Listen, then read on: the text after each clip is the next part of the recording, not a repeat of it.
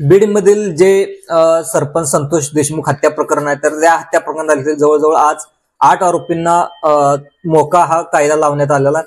तर मोका हा कायदा काय नेमकं करणार, त्यामध्ये कोणकोणत्या आरोपींना मोका कायदा लावणार, तर त्यामध्ये प्रमुख पाहायला गेलं तर सुदर्शन घुले, प्रतीक घुले, जयराम चाटे, विष्णू चाटे, नंतर कृष्णा आंध्रे, सुधीर सांगळे, नंतर सिद्धार्थ सोनवणे या 8 जणांना मोका लावण्यात आलेला आहे. पण अद्याप जो मुख्य आरोपी जे आज संपूर्ण महाराष्ट्रात त्या बीड शहराच्या आसपासमध्ये जे जिल्ह्यामध्ये मोर्चा सुद्धा निघत आहे, जो वाल्मिक कराड यांना सुद्धा मोका लावा आणि 302 अंतर्गत त्यांना शिक्षा द्या आणि खुनाच्या अंतर्गत, तर ते अद्याप हे सुद्धा स्पष्ट झालेलं नाही. पण जे 8 गुन्हेगार आहेत, तर 8 गुन्हेगार यांना मोका लावण्यात आलेला आहे. तर मोका नेमका काय असतो, तर वाल्मिक कराड यांना मोका लागणार का, याची कारणे काय आहेत, तर खंडणीच्या आरोपामध्ये वाल्मिक कराड यांना मोका लागू शकतो, याची संपूर्ण उत्तरे या व्हिडिओमध्ये पाहणार आहोत. नमस्कार आणि मी संभाजी अर्जुन तुरा या युट्यूब चॅनलमध्ये तुमचं सहर्ष स्वागत आहे. तर सुरुवातीला पाहूया मोका काय. मोका म्हणजे काय नेमकं. मोका म्हणजे मकोका म्हणजे महाराष्ट्र प्रतिबंधक गुन्हेगारी कायदा.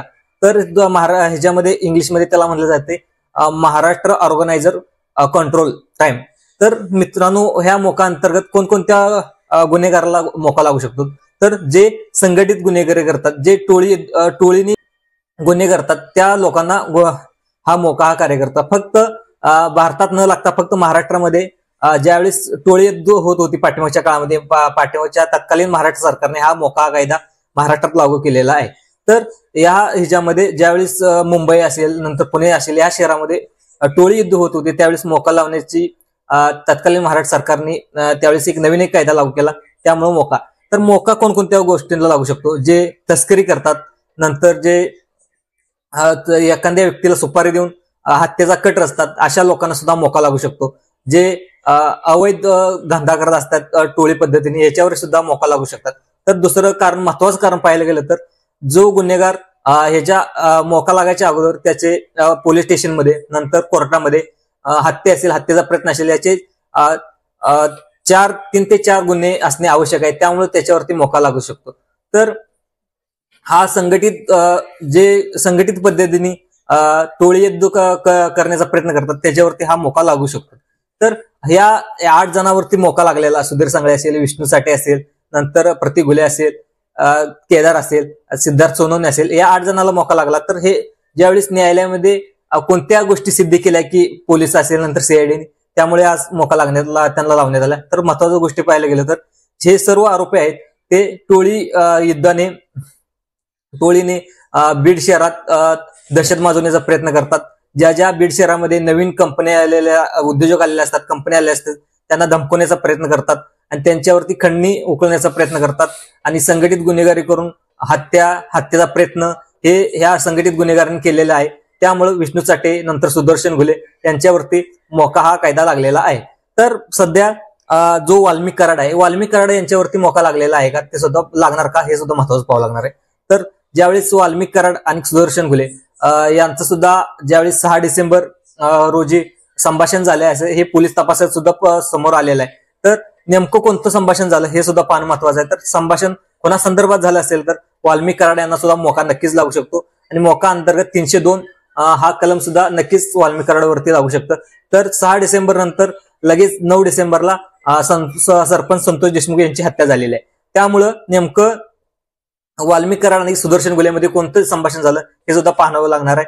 तर त्याच्यावरती वाल्मिक कराड यांना खंडणीच्या गुन्ह्यामध्ये सुद्धा दाखल झालेलं आहे. तर खंडणीच्या गुन्ह्यामध्ये नेमका कोणते गुन्हा दाखल होतो हे सुद्धा पाहावं लागणार आहे. तर ह्याच्यामध्ये संतोष देशमुख खून प्रकरणातील आता सुदर्शन घुले आणि वाल्मिक कराडामध्ये खुनासंदर्भात संभाषण झालं असेल तर त्यांना वाल्मिक कराड यांना नक्कीच मोका लागू शकतो. तर याच्या व्यतिरिक्त जो मोरक्या आहे वाल्मिक कराडचा आहे का, असा सुरेश धसे यांनी सुद्धा सांगितलेलं आहे की नेमका याचा जो संतोष खून देशमुख प्रकरणात याचा मुख्य आका कोण आहे हे सुद्धा पाहावं लागणार आहे. अशी माहिती सुद्धा सुरेश धसे असतील. संपूर्ण महाराष्ट्रात ज्यावेळी संतोष देशमुख यांचे भाऊ धनंजय देशमुख यांनी प्रतिक्रिया देताना म्हणले की जे खंडणीच्या प्रकरणापासून जो हत्या करण्यापर्यंत माझ्या भावाच्या जे प्रकरण घडले त्यातील सर्व आरोपींना मोका आणि 302 खुन्याअंतर्गत शिक्षा देऊन त्यांना फाशी शिक्षा देण्यात यावी अशी मागणी सुद्धा महाराष्ट्र सरकारकडे संतोष देशमुख यांचे भाऊ धनंजय देशमुख यांनी केलेली आहे. तर पाठीमागच्या काळामध्ये जे देवेंद्र फडणवीस आणि मुख्यमंत्री आणि गृहमंत्री दोन्ही पदाचा कार्यभार पाहतात त्यांनी सुद्धा ज्यावेळेस हिवाळी अधिवेशन भरलं होतं नागपूर येथे त्यांनी सुद्धा जाहीर केले होते की या संतोष देशमुख खून प्रकरणात कोणतेही आरोपी असले ते खुनाच्या संदर्भात त्यांच्यावरती आरोप लावण्यात आले तर त्यांना मोका लावण्यात येईल आणि कठोरात कठोर शिक्षा देण्यात येईल. तर मोका लावण्यात आला तर कोणकोणती शिक्षा त्यांना देण्यात येते ती सुरुवात थोडक्यात पाहूया. तर मोका लावल्यानंतर त्यांच्यात जन्मठेपेची सुद्धा त्याच्यावरती शिक्षा होऊ शकते. नंतर पाहायला गेलं तर त्यांना फाशी शिक्षा सुद्धा होऊ शकते. त्याच कारण म्हणजे मोका जो सर्वसामान्य ह्याचा गुन्हेगार असतो त्यांना जवळजवळ तपासात त्यांना 90 दिवस मिळतात पोलिसांना. तर मोका लावल्यानंतर जवळजवळ 180 दिवस त्यांना मोका अंतर्गत त्यांना पोलीस तपासासाठी भेटतात. त्यामुळं ज्यावेळेस पोलीस तपासासाठी सविस्तर पोलीस तपासासाठी वेळ भेटतो त्यामुळं पोलिसांना सुद्धा एक सबळ पुरावे घेऊन कोर्टासमोर त्यांना जावं लागतं आणि त्यामुळं मोका अंतर्गत जास्तीत जास्त कठोरात कठोर शिक्षा भेटण्याचे चान्सेस जास्त आहेत. तर मित्रांनो, संतोष देशमुख खून प्रकरणावर अजून कोणकोणत्या गुन्हेगारांना मोका लागावा अशी प्रतिक्रिया तुमच्या कमेंटमध्ये द्या आणि आपल्या चॅनल जास्तीत जास्त लाईक करा, सबस्क्राईब करा. धन्यवाद.